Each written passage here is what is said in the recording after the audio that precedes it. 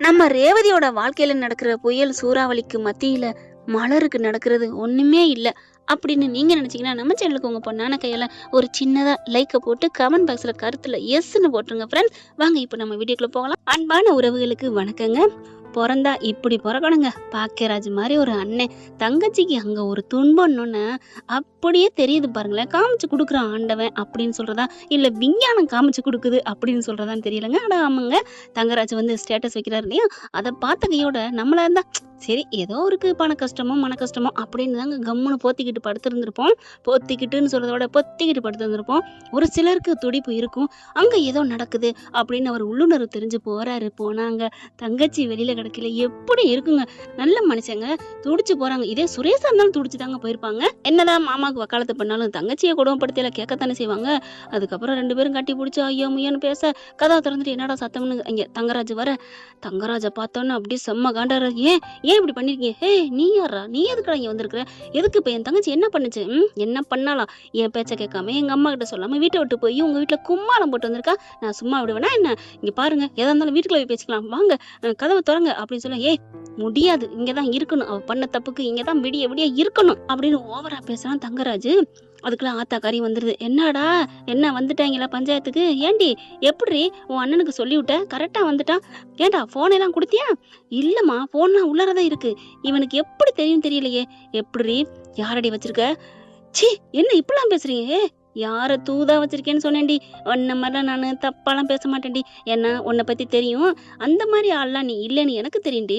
நான் சொன்னது உன் வீட்டுக்கும் இந்த வீட்டுக்கும் யார் தூதப்புருவா வச்சிருக்கேன்னு கேக்குறேன் அப்படின்னு சொன்னோம். டேய் நீ வச்ச பாரு ஸ்டேட்டஸ், அதை வச்சுதான் நான் தெரிஞ்சு வந்தேன் அப்படின்னு சொல்ல. ஓ சே, நான் தான் அப்படி உனக்கு வந்து வழிவகுத்து விட்டேனா? சரி சரி, அதனால ஒண்ணும் இல்ல. இப்ப தங்கச்சி இருக்கிறதுக்கு பதில் நீனு சேர்ந்துட்டு துணைக்கி நீ வெளில இருக்க போறீங்க, இருந்துக்கங்க.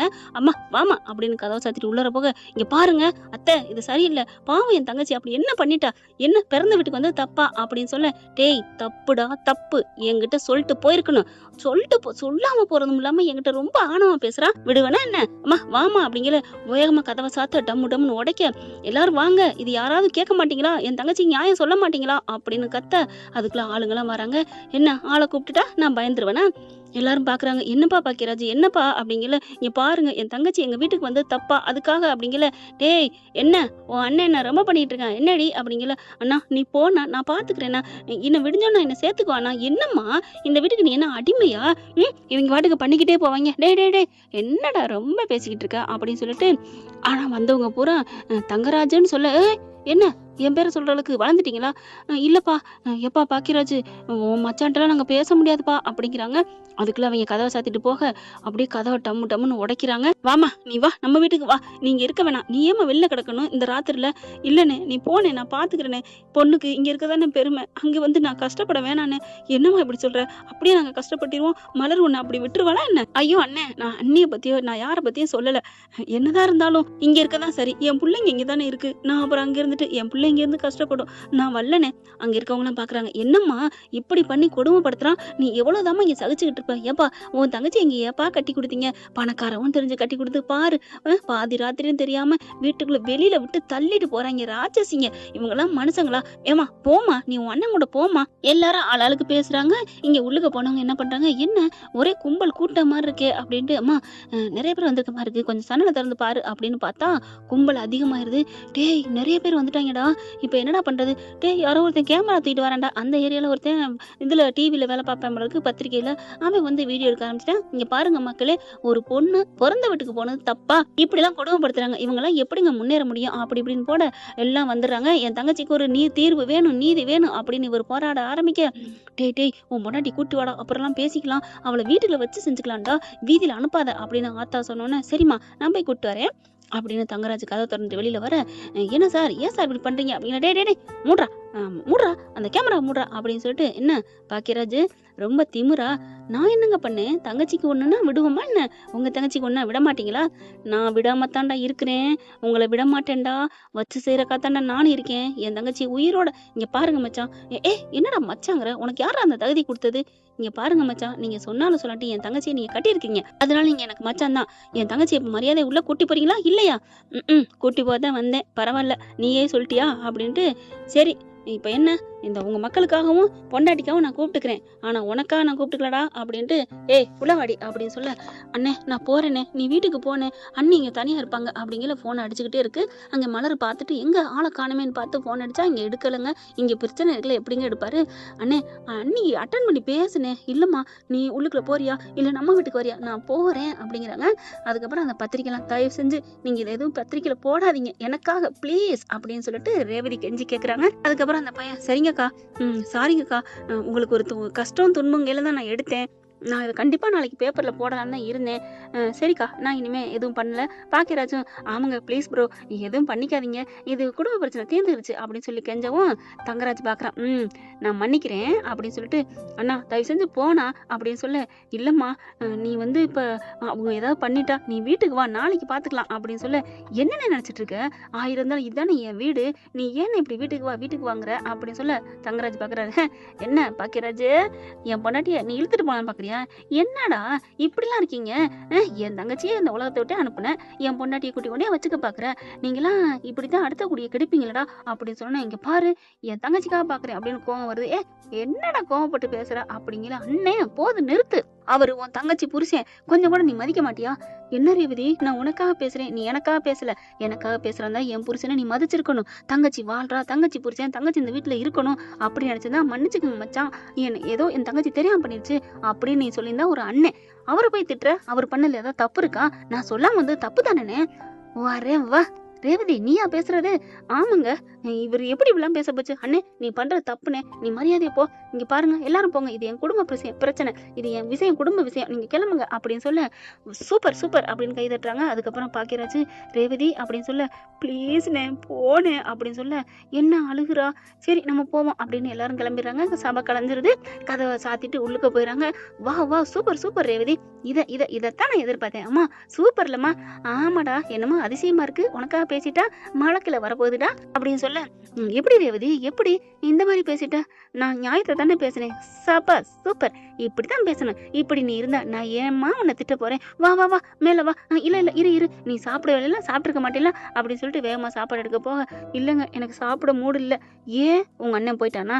இப்பதானே நீ உன்னை உயர்வா சொன்னேன். சேச்சா நான் அப்படி இல்லைங்க, இப்ப அத்தராத்துல எப்படிங்க, அப்போ பால் குடி அப்படின்னு வேகமா பாலை காய்ச்சி கொடுக்க, டேய் என்னடா ஓவரா பொண்டாட்டி தாசனை மாறுற? அம்மா அவ எனக்காக பேசல, நான் அவளுக்காக இது கூட செய்யக்கூடாதா? அவ பண்ண தப்புக்கு தான் வெளியே தள்ளியாச்சுல, போமா வேலையை பார்த்துட்டு. இவன் ஓவரா தான் பண்ணுவான்.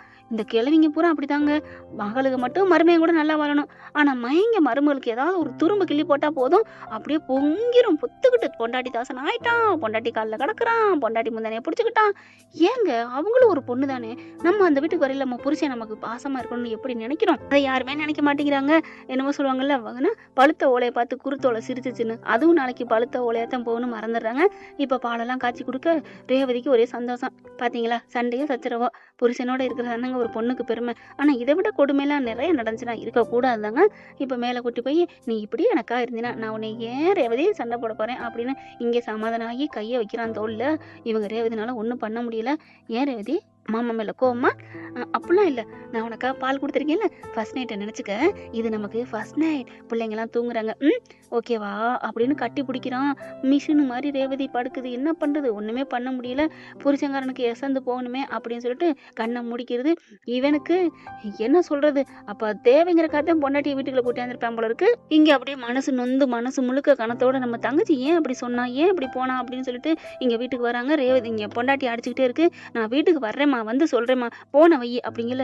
என்ன இப்படி பேசுறாருன்னு ஒத்த கால நின்றுட்டு இருக்கு. வீட்டுக்குள்ள போனோன்னு வாங்க என்னாச்சு அப்படின்னு மலர் கேட்க, உள்ளுக்கு போய் ரூம்ல கதவை சாத்திட்டு எல்லாம் நடந்ததெல்லாம் சொல்ல, என்னங்க அப்போ இங்க வந்து சொல்லாம வந்ததுனால இப்படி இல்லாம பண்ணுவாரு அண்ணே, சே இப்படி கொடுவும் படுத்திருக்காரு, அவளை ஏன் சும்மா விட்டு நீங்க கூட்ட வந்துருக்கலாம்ல. அவதான் என்னைய போன்னு சொல்லிட்டான்னு சொல்றேன், ஏன் அப்படி சொன்னான்னு புரியலங்கல. மலர் கரெக்டா சொல்லுது, அழுதுகிட்டு சொன்னான்னு சொன்னீங்கல்ல போனேன்னு. ஆமா, அப்ப அதுல உனக்கு புரியலையாங்க? என்ன சொல்ற மலர்? ஆமா, அங்க இருந்து நீங்க கஷ்டப்பட வேணாம், நான் பாத்துக்கிறேன் இந்த குடும்பத்தைன்னு ஜாடையிலே சொல்லியிருக்கு. அது கூட உங்களுக்கு புரியல. அப்படியா மலரு, அப்ப என் தங்கச்சி சமாதானம் ஆயிருக்குமா? அதெல்லாம் ஆயிருக்கும், அங்க சங்கமிச்சிருப்பாங்க, நீங்க வாங்க அப்படின்னு சொல்ல, இங்க நல்லா தங்கராஜு கொண்டாடிறாரு. வேட்டையாடி முடிச்சுட்டு அப்பா அப்படின்னு திருப்தியா தூங்க. பாவம் அப்படியே அழுகுது. நிறையா பெண்கள் இடத்துலையும் கல்லாக்கிக்கிட்டு புருஷனுக்காக தேமேன்னு வாழ்க்கை வாழ்றாங்கிறது எனக்கு நிறைய இடத்துல நடந்திருக்கு பார்க்குறேங்க. இப்போ அந்த பொண்ணு என்ன பண்ணுது, மெசேஜ் போடுது, அண்ணே நான் நல்லா தானே இருக்கேன், நான் சந்தோஷமா தானே இருக்கேன், அன்னிக்கிட்ட நேரம் நீ சொல்லியிருப்ப, நீ எதுவும் நினைக்காதனே, நான் உண்மையிலே சந்தோஷமா இருக்கேன். அவரு அதுக்கப்புறம் பால் காய்ச்சி கொடுத்து இன்னைக்கு ஃபர்ஸ்ட் நைட்லாம் சொல்லி என்னை சந்தோஷப்படுத்தினாருனே, நீ எதுவும் நினைக்காதனே அப்படின்னு சொல்லி போட, அக்க மக்க போட்டு பார்த்தீங்களா பார்த்தீங்களா அப்படின்னு மலர் மெசேஜை காமிக்க, என்ன மலர் அப்படின்னு சொல்லிட்டு என்ன மெசேஜ், இங்கே பாருங்க உங்கள் தங்கச்சி அனுப்பியிருக்கிறத. அப்போது ஃபர்ஸ்ட் நைட் கொண்டாடினாங்களா? ஏய் நிஜமா மலர், அப்படியா, அது நடந்துருச்சா? பின்ன என்ன, அதான் ஃபர்ஸ்ட் நைட்டுன்னு சொல்லியிருக்கல, இது கூட உங்களுக்கு புரியலையா அப்படின்னு ஒரு மாதிரி ஆகுறாரு. நீங்கள் தான் அதை நினச்சி ஃபீல் பண்ணுறீங்க, என்ன காய போட்டீங்க அப்படி சொல்ல. அப்படிலாம் இல்லை மலர், இந்த மலர் என்னைக்கு நான் வாட விட மாட்டேன், தண்ணி தெளிச்சுட்டே இருப்பேன் அப்படின்னு சொல்லிட்டு அப்படியே நெத்தியில முத்தம் கொடுக்க, அதுக்கப்புறம் 2 பேரும் சங்கமிக்கிறாங்களா. ஆக மொத்தம் எப்படியோங்க நல்லவங்களுக்கு ஆண்டவன் சோதிப்பான், அப்புறம் நல்லதே நடக்குங்கிறது ஒரு உதாரணம். இப்படி போனால் நல்லா தான் இருக்கும். என்ன ஃப்ரெண்ட்ஸ், சூப்பராக இருக்கா? இந்த பதிவு உங்களுக்கு பிடிச்சிருந்துச்சுன்னா உங்கள் பொண்ணான கையால் ஒரு சின்னதாக ஒரு லைக்கை போட்டு கமெண்ட்ஸில் கருத்தை தெரிவிச்சிருங்க ஃப்ரெண்ட்ஸ். Thank you friends. இந்த வீடியோ உங்களுக்கு பிடிச்சிருந்தா தயவு செய்து லைக் பண்ணுங்க. இன்னும் அப்டேட்ஸ்க்காக சேனலை சப்ஸ்கிரைப் பண்ண மறக்காதீங்க. நம்ம கிட்ட இருக்க எல்லா சேனல்ஸோட லேட்டஸ்ட் வீடியோ அப்டேட்ஸ்க்காக மேல ரைட் சைடுல காட்டுற லிங்கை கிளிக் பண்ணி வாட்ஸ்அப் குரூப்ல ஜாயின் பண்ணுங்க. உங்களிடம் விடைபெறுவது நான் உங்கள் மெஹர்.